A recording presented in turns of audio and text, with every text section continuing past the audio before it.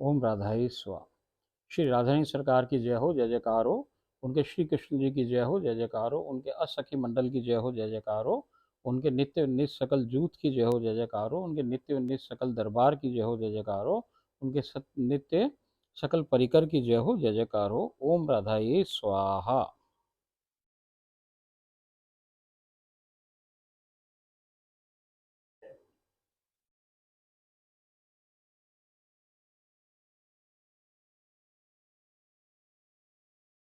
ओम राधा। जय श्री राधे, राधे राधे। देखो सरकार, लीलाओं में अपन पड़े हुए, समुद्र में रस में पड़े हुए हैं, अपन छके हुए हैं। ये तो आप और हम दोनों ही जाने, क्योंकि अनुभव का विषय है। आपको भी अनुभव हो रहा है, हमको भी हो रहा है। तो अपन जब वहीं है तो वहाँ आनंद के अलावा और कुछ है ना, परमानंद के अलावा कुछ और है ना। देखो सरकार, जब हम उस देश से इस देश में आए, तो जैसे मैं आपको बताई कि भाई बहुत बहुत ज़्यादा कोई यहाँ पे आने के लिए कानून कायदे नियम कछु ना है। केवल उंगलियों पे गिन लो ऐसी दो तीन बातें हैं। पहली बात तो कि अपने को मारना है, मतलब मैं को मारना है। अब मैं को मारना है अर्थात कि भाई अपने इस शरीर की सारी रिस्पॉन्सिबिलिटीज सब राधा रानी को छोड़ देनी है। अब हमारा हम है ही नहीं, हमारा एग्जिस्टेंस खत्म हो गया। तो जब हम है ही नहीं तो फिर हमारी कोई भी मांग, कोई भी इच्छा, कोई भी चीज़ हमारी कछु रही ना। केवल अब राधा रानी सरकार की शरणागति है, वो जैसो चाहे वैसे हो। तो भैया पहली चीज़ तो जैसे मैं बताई कि मैं नहीं होना चाहिए। दूसरी अनन्यता बताई आपको। तीसरी भाई कि यहाँ कोई कानून ना है, प्रेम ही है, यहाँ समय है ना। तो भैया नियम कायदे कानून तो समय से चले कि भाई ये रात है तो रात की सेवा, सुबह है तो सुबह की सेवा, कि दिन है तो दिन की सेवा। वहाँ तो जैसे राधे रानी चाहे वैसे ही समय सरकार। वहाँ समय है ना, जो वो चाहे जैसो चाहे जब हो जाए। ना वहाँ सूरज है ना चांद है भैया। जब जैसी जो इच्छा हो उसके मन की बात, वहाँ तो उसके आदेश ही कानून सरकार। तो अपन को ये बात हमेशा इस लीलाओं में ध्यान रखनी चाहिए सहचरियों को, कि अब हम दूसरे देश के लोग हैं। हम उस देश के नहीं हैं जिस देश से हम यहाँ आए थे। वहाँ कानून थी, हमारी इच्छाएं और चाहें क्या थी, संसारिक थी। वहाँ संसार में हम थे तो माया और माया के विकारों ने हमारे को झूठे जो ड्रामा हो रहे थे इन ड्रामों में हमको उलझा रखा था। उन्हीं की मांग हम करते रहे। अब चूंकि हमारी समस्या क्या है, जो मर के वहाँ जाए तब तो भैया सारी समस्या खत्म हो गई, जैसे मैं आपको पहले ही बताई। अब हमारी समस्या तो ये रह गई कि हमारा छाया शरीर तो अभी यही है।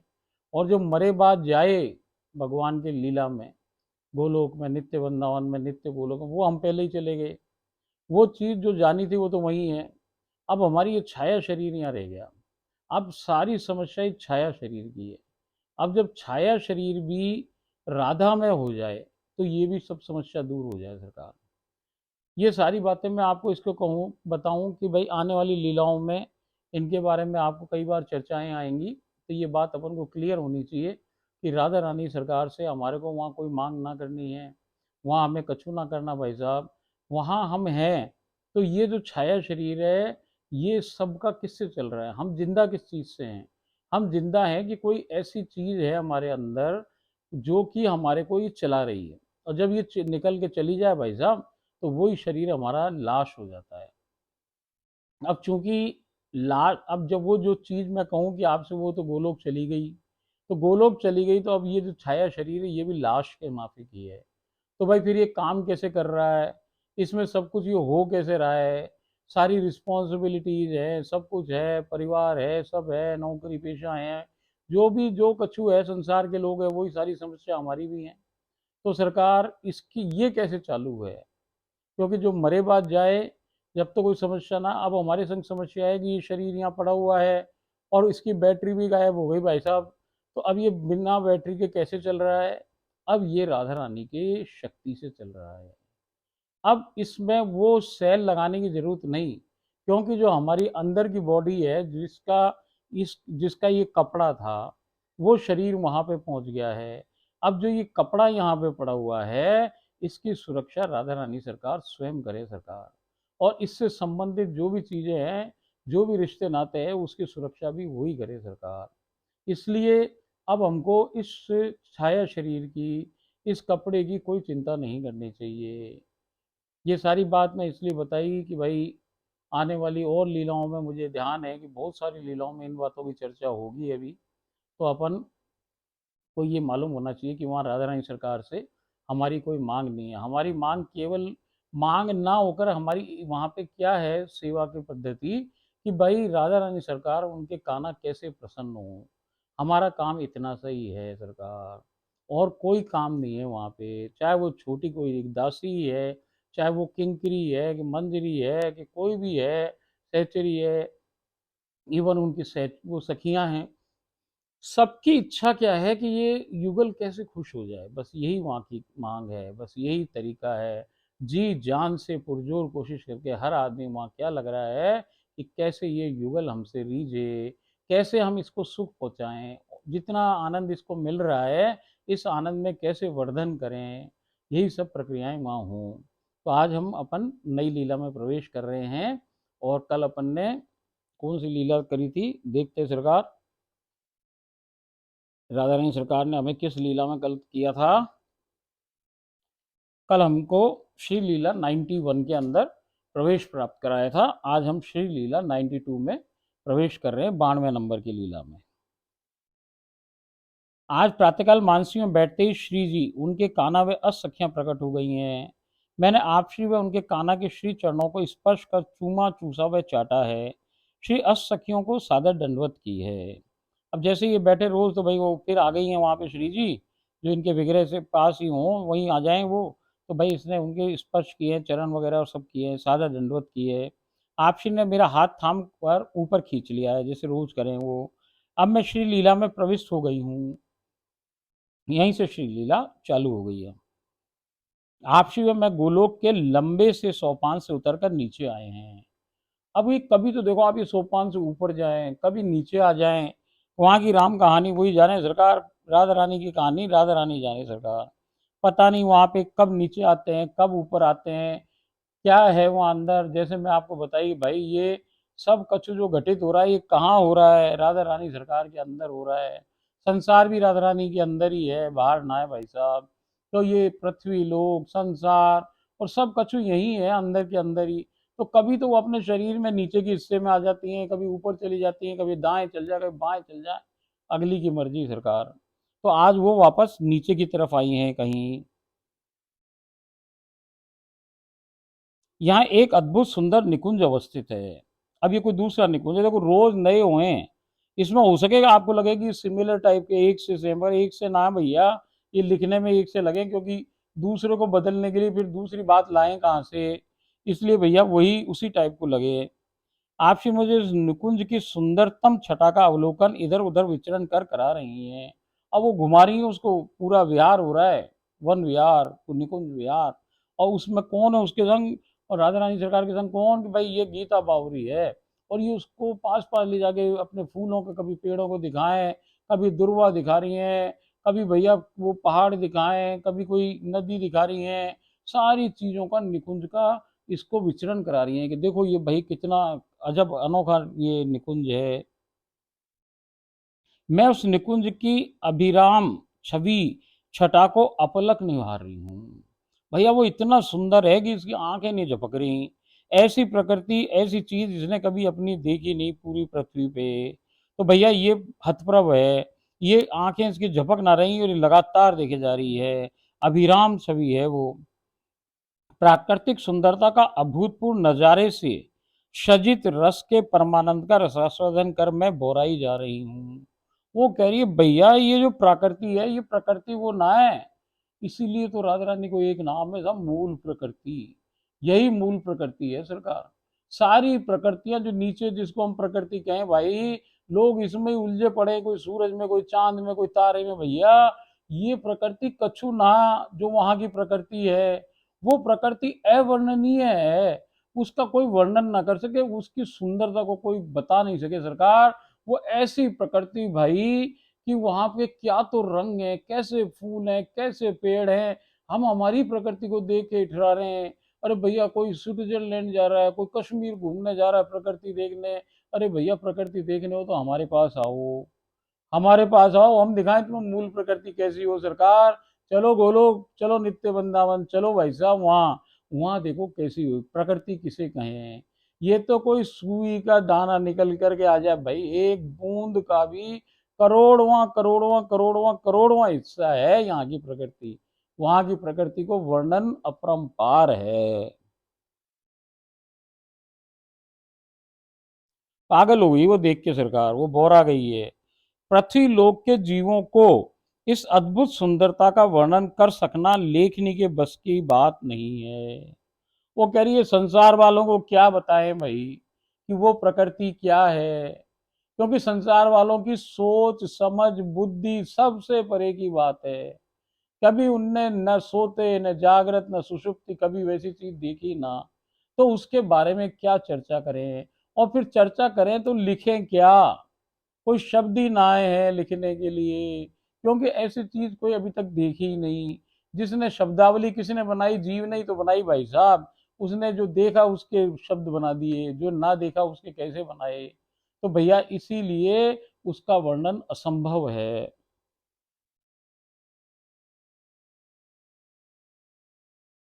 मैं हतप्रभ हूं कि क्या प्रकृति इतनी सुंदर भी हो सकती है। वो वो सोच रही कि कोई चीज इतनी सुंदर प्रकृति भी हो सकती है क्या। उसके सब वो सोच के हतप्रभ हो गई है। आपसी अब एक दिव्याति दिव्य नदिया के तीर पर ले पधारी हैं। एक नदी के किनारे पे फिर आ गए हैं ये। अतिशय निर्मल व सुरभित जल तक पहुंचने हेतु आपसी नदिया के तट पर अवस्थित सीढ़ियों से नीचे उतरकर जल से 3-4 सीढ़ियां ऊपर उसी सीढ़ी पर विराजमान हो गई हैं। अब वो भाई साहब जो नदी है, नदी के जो जैसे ये हो ना घाट, ऐसे घाट से बने हैं वहाँ। तो भैया वो सीढ़ियों से नीचे जा रही हैं और जा करके 3-4 सीढ़ी नीचे जा करके वो विराज गई हैं, सीढ़ी पे विराज गई हैं।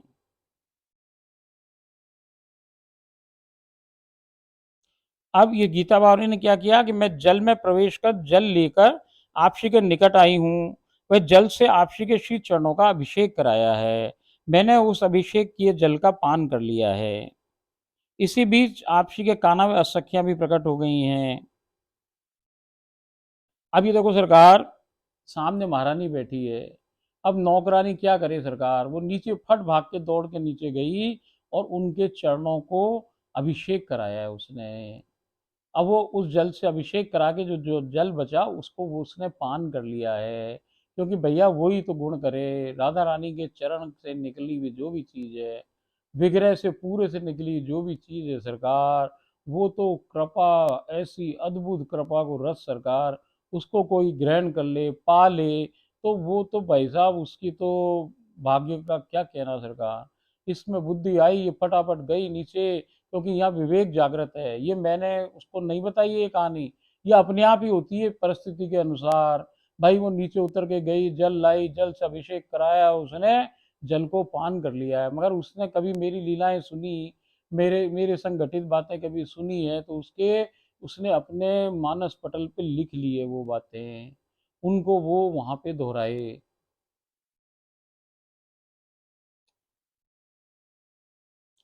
वो असखियां सब आ गए, वो सब नदी के तट पर अवस्थित आर्द्र बालू रेत पर विराजमान हो एक श्री चरण को जमीन में रखकर उस पर बालू से घर का निर्माण कर रहे हैं, जैसे बाल्यकाल में बच्चे घर बनाने का खेल खेलते हैं।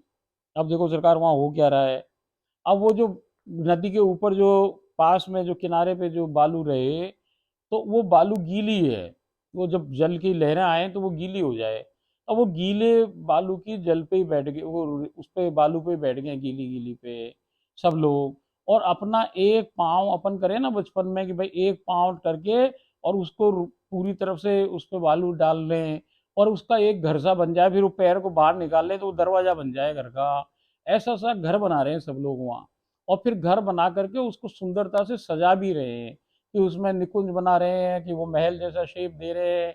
और जाने क्या क्या करें उसमें कार्रवाई भाई बालू से, वो सब कुछ कर कुरा करके वो सारे लोग उसमें व्यस्त हैं वहां पे।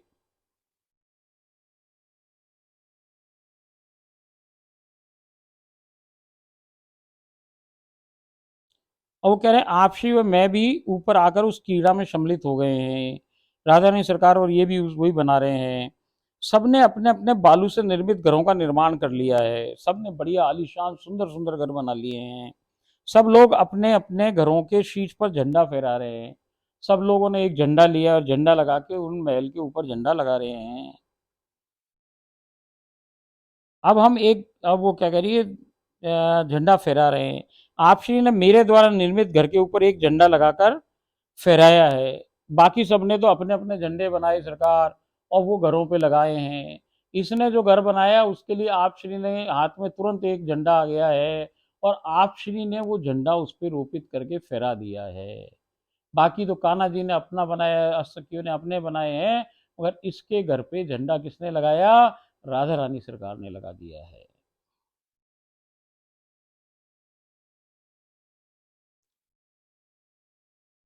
अब हम सब एक ढलान वाले मार्ग के सबसे उच्च स्थान पर ठाड़े हुए हैं। अब कोई एक बहुत बड़ी ढलान है, उसके सबसे ऊपर जाकर के ये सारे के सारे वहां खड़े हुए हैं। सब तीव्र गति से नीचे की ओर दौड़कर एक दूसरे को स्पर्श करने का यत्न कर रहे हैं। अब दौड़ हो रही है वहां ऊपर से नीचे की तरफ भाई साहब। और वो ऐसी वैसी थोड़ी चढ़ाई, इतनी ढलान जैसी वैसी ना है। वो भाई बहुत अतिशय ऊंची है, और वहां से आदमी कूद भाग रहा है। और प्रतियोगिता क्या है कि भाई पकड़ो एक दूसरे को, एक दूसरे का हाथ लगाओ, जिसको हाथ लगाओ वो हार जाए। ऐसी कुछ कहानी हो रही है वहां पे, ऐसा कोई खेल हो रहा है। सब लोग आपस में एक दूसरे का स्पर्श करने का यत्न कर रहे हैं। क्रीड़ा की समाप्ति पर मैंने आज्ञा ले भोग की व्यवस्था देख वहां अवस्थित अतिशय। अब वहां भोग कहाँ है भाई साहब? वहां निकुंज में कछु ना है, वहां महल वहल है ना कछु, वो केवल एक नया निकुंज ही है। तो इसने क्या किया कि भाई भोग की आज्ञा मिल गई है, तो अब ये व्यवस्था देख रही है क्या लाऊं इनके खिलाने के लिए।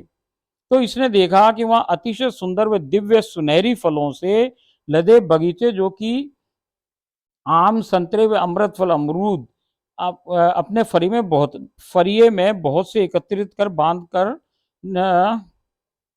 बांध कर सबके निकट ला सबको चाव से पवाए हैं। इसने क्या किया कि उधर नजर दौड़ाई तो वहां भाई साहब पेड़ हैं अजब बनों के, और वो संतरे भी अलग प्रकार के हैं वहां पे, बड़े बड़े से हैं और सुनहरी है।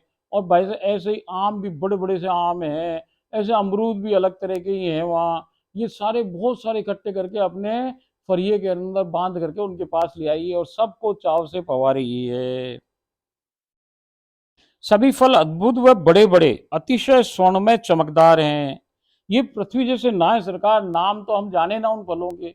वहां अपन कहेंगे अमरूद है कि आम है कि संतरा है भाई, क्योंकि उसकी झलक उससे मिलती है, इसलिए हम वो नाम यूज कर रहे हैं यहाँ पे। मगर उन फलों के क्या नाम है वहां पे ये पता ना हमें। और हो सके यही नाम हो भाई, उसी को किसी ने स्मृति पटल में रह गया हो किसी जीव के, और उसने यहाँ जब देखे होंगे तो बोला होगा भाई ये संतरा है, ये आम है, ये केला है। आप कभी विचार करो सरकार इस बात पे कि ये शब्द कहाँ से बने होंगे।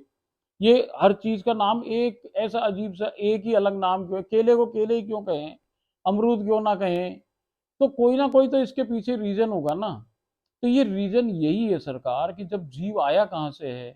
जीव आया तो गोलोक से ही है, नित्य वृंदावन नित्य गोलोक से, उनके चरणों से एक दिन धारा बन के नीचे आ गया है, और फिर राधा राधा बोल के ऊपर जाएगा।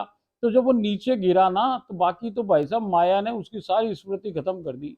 मगर जो हमारे पूर्वजों को भी पूर्वजों को भी पूर्वजों को भी पूर्वजों कोई जो शुरू में एक संग आए, जब माया है नहीं यहाँ पे पूरी तरीके से, माया का कोई विकार नहीं है जब तक, तब भैया उसके दिमाग में उन फलों के नाम होंगे। तो भैया जब वो फल उगा ना, तो उसने कहा ये केला, तो उसका नाम हो गया केला। ऐसे ही सारी चीजों के नाम है, घोड़े को घोड़ा कहें, गधे को गधा कहें, हाथी को हाथी कहें, शेर को शेर कहें, भैया ये सभी एक ही शब्द क्यों यूज करें? वो इसीलिए तो यूज करें कि भाई साहब किसी ने देखा इनको पहले, और फर्स्ट टाइम देखा तो उसको वहां याद आ गया कि वहां बड़े बड़े होते थे ऐसे, और भैया ये वो चीज है, इसका ये नाम है। ऐसे ही वहां के फल हैं, वो बिल्कुल विचित्र हैं, वो यहाँ जैसे ना बिल्कुल अलग तरह के हैं। अब वो कह रही है कि उनको पवा दिया है, और तत्पश्चात आज्ञा पाकर मैंने आम का फल का कुछ हिस्सा जय जय गुरु माता व मेरे जन के परिवार के सदस्यों को पावा, स्वयं भी पाया है। अब मैं एक रहस्यमय गुफा के सम्मुख खड़ी भई हूँ। इस गुफा में पूर्ण रूपेण अंधकार व्याप्त है, परंतु इसमें प्रवेश से पूर्व ही लीला में विश्राम आ गया है और मैं वहीं चरणों को स्पर्श कर वापस आ गई हूँ। अब इस बीच में क्या हुआ कि ये अकेली अकेली है, वहाँ श्री जी ना है, और ये कहाँ पे खड़ी है, एक भाई गुफा के सामने खड़ी हुई है। अब वो गुफा के सामने खड़ी हुई और इसको दिखा कि अंदर घोर अंधकार है, मगर भाई ये उस जैसे ही सोचा दिखा इसको, तभी लीला में विश्राम आ गया है। पुनः भजनोपरांत रात्रि काल में मानसी सेवा में बैठने के साथ ही मैंने प्रकट भई आप श्री के वे आज्ञा ले उनके श्री कान्हा के चरणों को स्पर्श कर चूमा चूसा व चाटा है, श्री अष्ट सखियों को दंडवत प्रणाम किया है। मैं कुछ अनमनी सी आप श्री के श्री चरणों में बैठी हुई हूँ। इसका कुछ मन अजीब सा हो रहा है, जो बैठी हुई है। आप श्री ने मुझे उठाकर पूछा कि क्या बात है। मैंने कहा आपने मुझे बहुत समयावधि से आलिंगनबद्ध नहीं किया है। आपसी ने तुरंत ही मुझे आलिंगनबद्ध कर शक्तिपूर्वक दबाया है। अचानक मेरे शरीर में से एक शरीर मृतदेह की भांति धरती पर गिरा गिरा है। अचानक मेरे शरीर में से एक शरीर मृतदेह की भांति धरती पर गिरा है। एक शरीर आप श्री की बाहों में आलिंगनबद्ध है। ये सब कुछ मैं भली भांति निरख पा रही हूँ। अब वो कह रही है कि देखो सरकार, कितनी बार हो गया इसके संग। हम तो कहें कि अंतिश चिंतित देर से बाद में वहां जाए सरकार, फिर वहां पे वो सारा कुछ हो जाए। इसकी लीलाओं में आपने देखा होगा, एक बार नहीं 5-7 बार ऐसा हो चुका सरकार कि उसको दाबे वो आलिंगनबद्ध करे जोर से, और जैसे ही करें तो कुछ चीज इसके अंदर से निकल के आए और वो गिर जाए वहां। तो आज भी ऐसा ही हुआ है। ये हुआ है क्या, ये क्या हो रहा है कि शरीर पे शरीर बनाया जा रहा है, क्योंकि आने वाली लीलाओं के लिए वो शरीर उपयुक्त नहीं है। अब उसमें इतनी पावर नहीं है, उसको अब कोई रिफाइंड शरीर चाहिए। और देखो सरकार, ये मैं आपको एक बात बताऊं कि ये लोग जीव या मानव टाइप के लोग हैं ना, ये कोई अलग ही लोग हैं। ये कोई 5 तत्वों से बने शरीर थोड़ी है, ये तो कोई जाने कौन सी चीज के बने हुए शरीर है सरकार। तो इनकी जो गुप्त बातें हैं, गुप्त चीजें हैं, ये और दिखाना चाहें तो भैया वहां जो ये शरीर बनाए, पहले छोटी लीलाएं दिखाएं तो छोटी सी पावर दे के बनाए, फिर बड़ी दिखाएं तो और ज्यादा बनाए, फिर और बढ़िया दिखाएं तो और ज्यादा, फिर और बढ़िया तो और ज्यादा, ऐसी प्रक्रिया चले और हर बार नया शरीर बने। अब वो नए शरीर की आंखें दूसरी हो जाएं, उस शरीर के कान दूसरे हो जाएं, और वो भैया और स्पष्ट तरीके से और बढ़िया तरीके से वो जो दिखावो चाहें वो देख सके।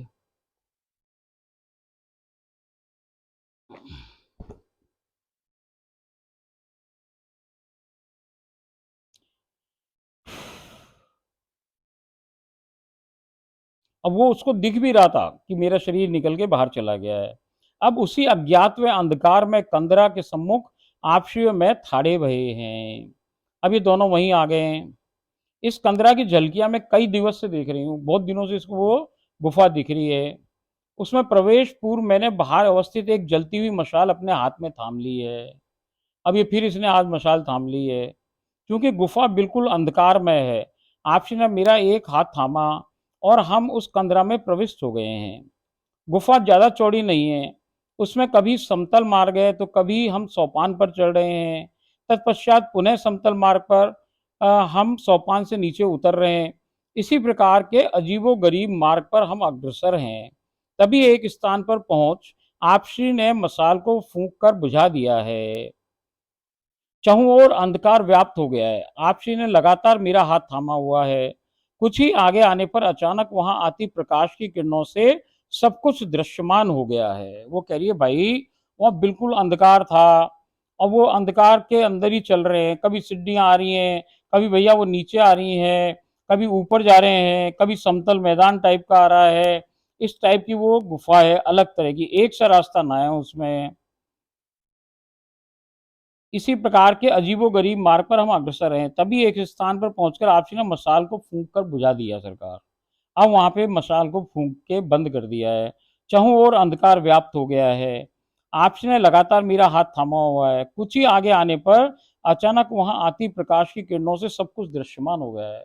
अब जैसे ही थोड़े से और आगे बढ़े तो भैया प्रकाश आ गया है वहां बहुत ज्यादा, और इसको सब कुछ दिखने लग गया है। अब सब कुछ स्वर्णिम प्रकाश की चकाचौंध से जग उठा है, जगमगा उठा है। यह स्थान सकरा न होकर कुछ चौड़ा है। हमारे चरण एक जलधारा में अवस्थित हैं, जिसका जल अतिशय निर्मल व पारदर्शक है। हम जल के भीतर अवस्थित गोलाकार पत्थरों को स्पष्ट निरख पाने में समर्थ हैं। अब ये कह रही है कि पानी इतना स्पष्ट है जो जलधारा है कि उसके अंदर जो पत्थर पड़े हैं वो पत्थर भी हमको बिल्कुल साफ नजर आ रहे हैं, एकदम गोल गोल से पत्थर हैं उसमें।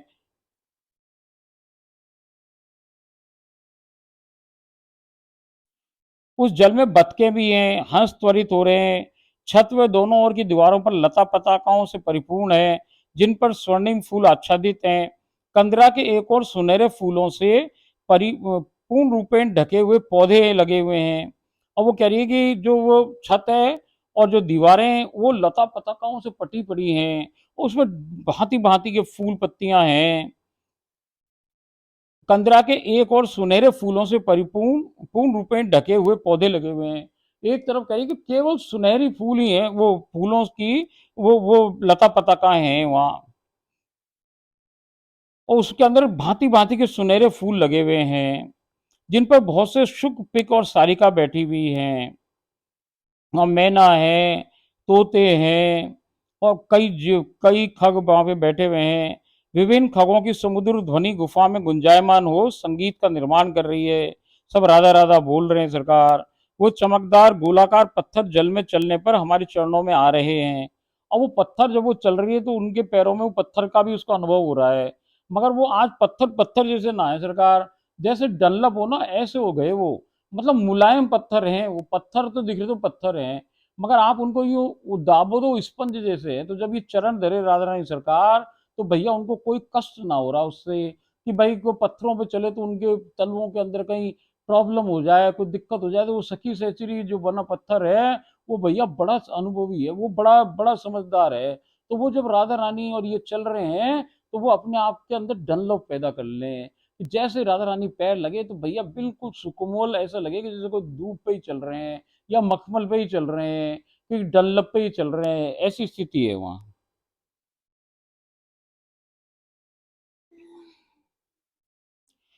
श्री जी ने उन अनोखे फूलों के पौधों में से एक दिव्य व अनूठा सुनहरी फूल उतारकर मुझे दिया है। मैंने आज्ञा ले तुरंत उसे मेरी तिजोरी लाकर उसमें वो अनोखा फूल विराजमान करवाकर पुनः घर में विराजित कर आई हूँ। अब देखो सरकार ये कहाँ खड़ी है, ये जाने कौन सी जगह गोलोक की में, वहां खड़ी है गुफा के अंदर। अब उन्होंने एक फूल तोड़ा सुनहरी और इसको दिया है। अब इसने कहा कि मैं भाई तिजोरी में रख लूँ कहीं इधर उधर हो जाए, तो फट भाग करके वहां से कहाँ आ गई है, जयपुर संसार में। तिजोरी उठाई है, वापस आ गई है, और फिर उसमें फूल राधा रानी से रखवा के अपने सर पे रखवा के तिजोरी, और वापस घर में जाके रख के फिर वापस आ गई है। सहचरी भाई कभी जाए कभी आ जाए, सब द्वार खुले हुए हैं उसके लिए। अब उसे किसी सहारे की जरूरत थोड़ी है कि भाई कोई उससे नीचे लेके जाएगा कोई ऊपर लाएगा, ऐसा कछु ना, वो खुद ही कर ले सब काम। अब वो राधा बन चुकी भाई साहब। राधा का बनने का मतलब राधा के सारे गुण उसमें आ चुके हैं। मैंने आपसी से पूछा कि ये कौन सी जगह है। आपसी ने कहा अपने जैजे से पूछ लेना, वो बतला देंगे। उसने पूछा भाई ये जगह कौन सी है, तो उसने कहा तुम अपने जैजे से पूछ लेना, वो बतला देंगे कौन सी जगह है। मैं उस कंदरा की परम चरम सुंदरता को पास से निहार कर अपनी स्मृति पटल पर अंकित करने का असफल प्रयास कर रही हूँ। अब ये कह रही है कि जो वहां की सुंदरता भैया उसको मैं देख तो रही हूँ, अनुभव कर रही हूँ, तो मैं कोशिश कर रही हूँ कि मेरे भाई दिमाग में बैठ जाए कि ये है क्या, मगर उसमें वो असफल हो रही है, उससे हो नहीं रहा है ये काम।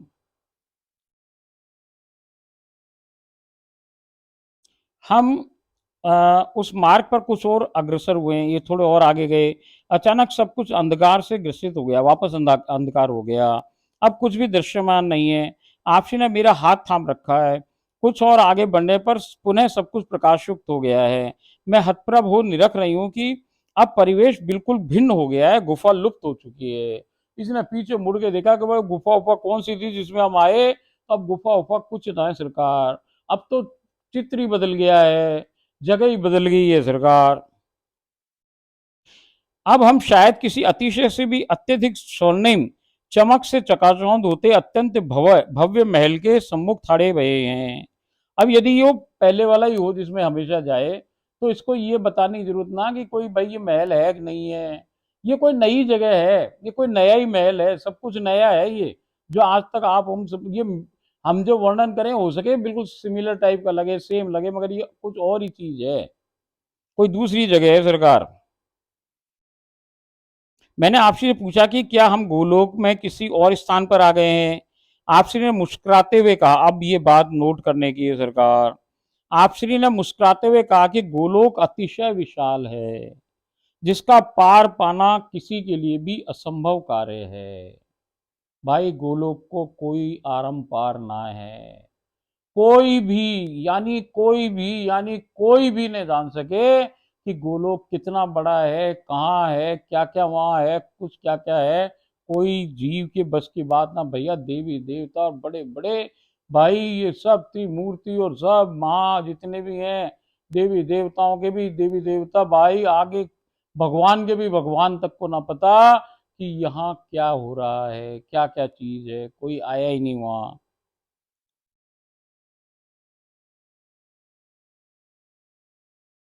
ये गोलोक का ही दूसरा भाग है, वो कह रही हैं आगे कि ये गोलोक का ही दूसरा भाग है।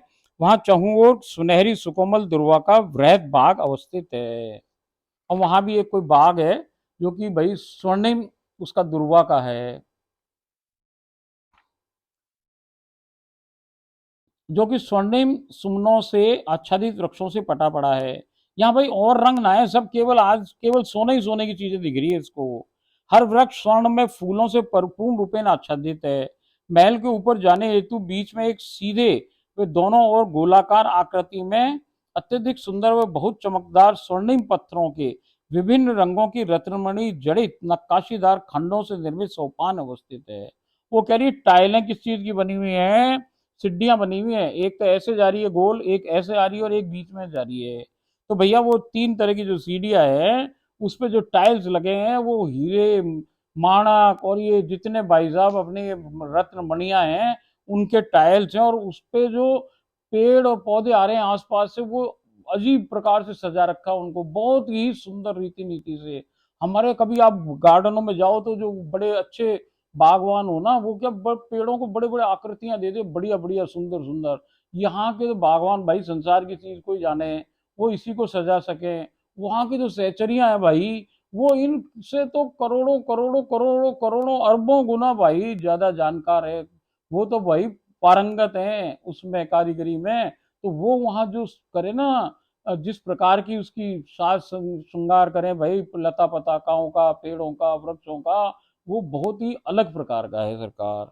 वो अद्वितीय है, वो दिव्य है, अलौकिक है।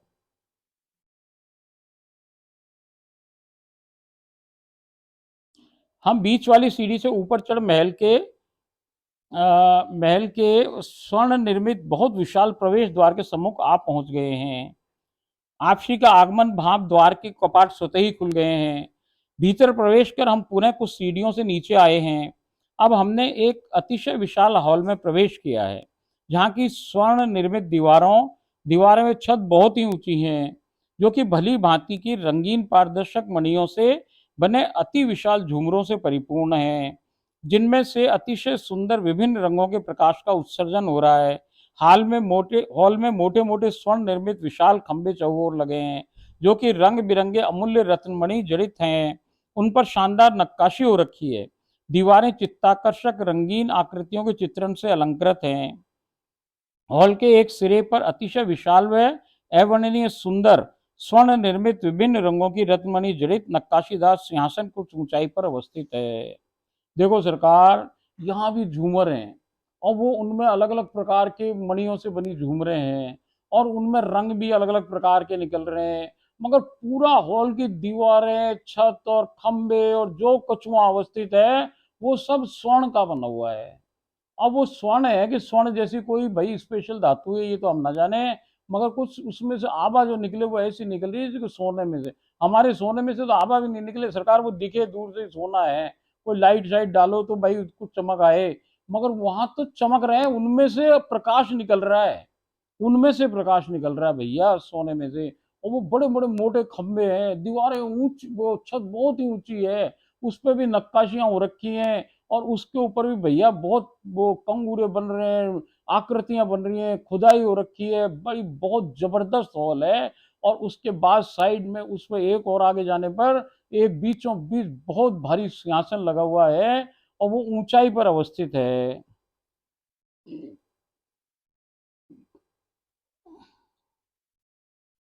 दीवारों पे बड़े बड़े साफ चित्र लग रहे हैं राधा कृष्ण के।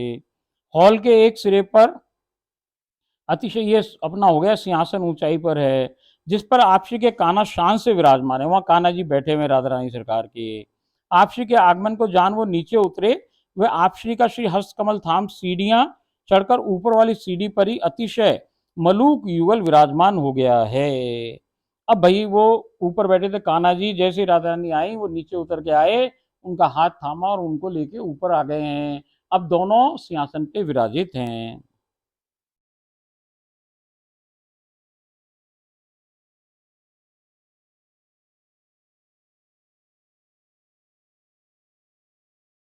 मैं आपसी के श्री चरणों के पास ही खड़ी हुई हूँ, ये वो पास में बैठी हुई खड़ी है। मैंने आपसी की आज्ञा ले आपसी के कान्हा के श्री चरणों को स्पर्श कर चूमा चूसा व चाटा है। आपसी के कान्हा ने मुझसे प्रश्न किया है कि क्या तुम बतला सकती हो कि तुम कहाँ हो, कहाँ पर हो। मैंने कहा हाँ, हम एक गुफा पार कर यहाँ इस गोलोक के इस महल में आए हैं। आपसी और उनके कान्हा दोनों एक दूसरे को देख मुस्कुराने लगे हैं। आपसी के कान्हा ने व्यंग्यात्मक लहजे में कहा है, हाँ तुम्हें तो ये केवल एक महल ही लगेगा। देखो सरकार, बड़ी बड़ी गुप्त बातें हैं वहाँ।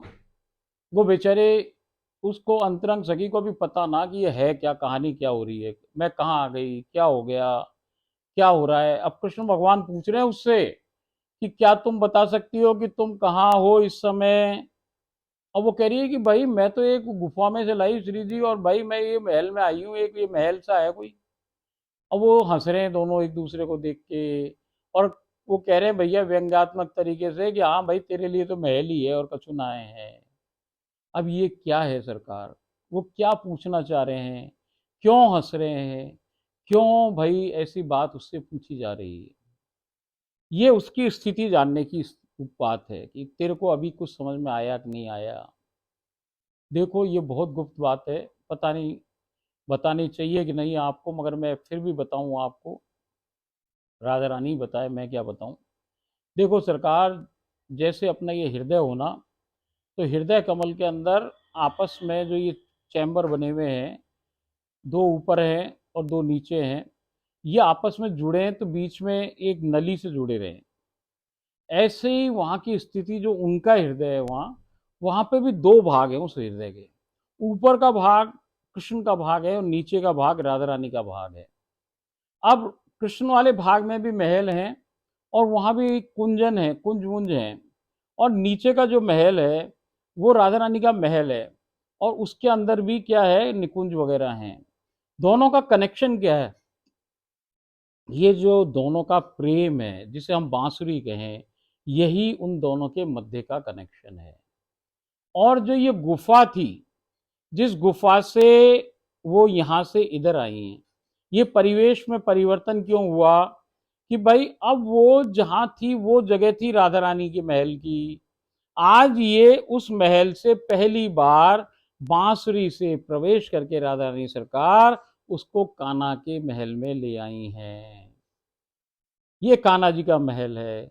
अब वो इससे पूछना चाह रहे हैं कि भाई तेरे को भी होश है क्या, तू समझ रही है क्या ये बात को कि तू कहाँ है आज। तो मैंने आपको बता दी कि सरकार वो आज कहाँ है। ये किताब में ना लिखी सरकार, मैं ही बताऊं आपको, ऐसी बता दी आपको, मौज में।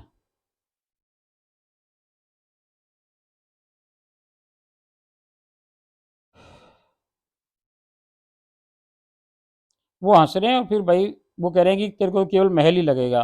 तब दोनों उठ सिंहासन पर विराजमान हो गए हैं। तभी वहां असख्या प्रकट हो गई हैं। मैंने अवसर पास सबके श्री चरणों को स्पर्श कर चूमा चूसा व चाटा है। अचानक आपसे मेरे सम्मुख आकर थाड़ी वो कह रही हैं कि तुम बहुत समयावधि से हमें रास करते हुए देख रही हो। आज कह रही हैं कि तुम बहुत टाइम से, वो पास आ गई उसके सामने ही, और कह रही तुम बहुत समय से हमें रास करते हुए देख रही हो ना, इस कारण आज तुम हमें रास करके दिखलाओ। अब उल्टी कहानी सरकार, वो कह रही हैं कि भाई तुम रोज देखे ना कि हम और हमारी सखियां रास करें। आज तू हम तो बैठेंगे दर्शक बन के, अब तुम दिखाओ आज अपना रास। अब भाई विकट स्थिति है,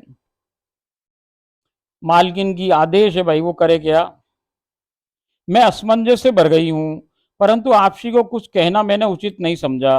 वह आपसी उनके काना के श्री चरणों को स्पर्श कर रास हेतु सिंहासन के सामने अवस्थित खुला जो वो बना हुआ है एक रास मंडल नवा जो जगह है, उस पर रास करने हेतु आकर खड़ी हो गई हूँ।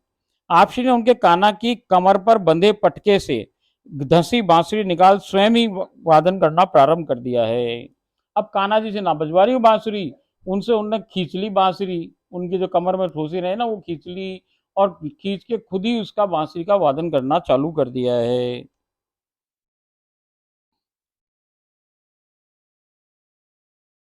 मैंने धीमी ताल के साथ ताल मिलाकर धीमा रास व समयावधि में तीव्र गति से बांसुरी की धुन की गति के अनुसार रास करने में व्यस्त हो गई हूँ। तब आपसी ने सखियों को भी रास करने हेतु संकेत किया है। बहुत ही मनमोहक रास संपादित हो रहा है। हम गोलाकार आकृति में रास कर रहे हैं। तब हमारे मध्य आपसी उनके काना भी आ रासरत हो गए हैं। आपसी के काना कभी खड़े हो, कभी घुटनों के बल घूमकर, कभी आपसी को गोलाकार आकृति में घुमाकर, कभी पवन में उछालकर, पुनः हथेलियों में झेलकर, कभी उंगलियों पर आपसी को खड़ी कर विभिन्न मुद्राओं में अतिशय दिव्य व चित्ताकर्षक रास नृत्य संपादित कर रहे हैं। अपने चरम पर पहुंच रास बहुत समयावधि के पश्चात विराम को प्राप्त हुआ है। सब वहीं विराजमान हो गए हैं। मैंने भोग की आज्ञा ली है, परंतु यहाँ की पाकशाला कहाँ पर अवस्थित है, नया स्थान होने के काजे में अनभिज्ञ हूँ। वो कह रही कि यहाँ किचन कहाँ है, मुझे ना मालूम भाई साहब। अब आदेश तो हो गया कि भोग लाओ, अब इसको पता ही नहीं किचन कहाँ है, ये नई जगह है उसके लिए, तो आज ये पहली बार यहाँ आई है।